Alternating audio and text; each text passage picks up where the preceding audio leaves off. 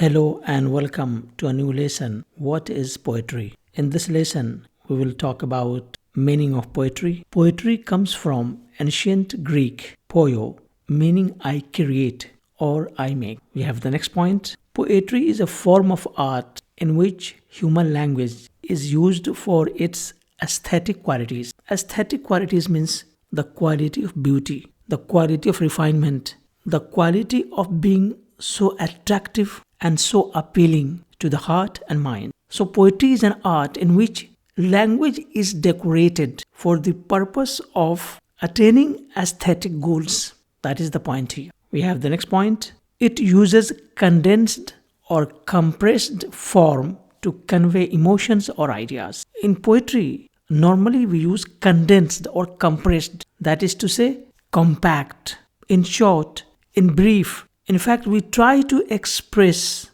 our emotions and feelings in poetry in a fewer words. That is the point here. We have the next point. Poetry achieves its musical effects through literary devices. And music or musical effect is very important in poetry. And this is done through various figures of speech such as simile, metaphor, hyperbole, and so on. Later we can take up that aspect of discussion separately. Then we have this point. The most vital element of sound in poetry is rhythm. Rhythm is very important. In fact, it is the rhythm that makes poetry musical and melodious. Loving to listen, sweet to listen. That is the point of discussion here. So this is in brief a glimpse of what is the meaning of poetry. What is the literal interpretation of poetry.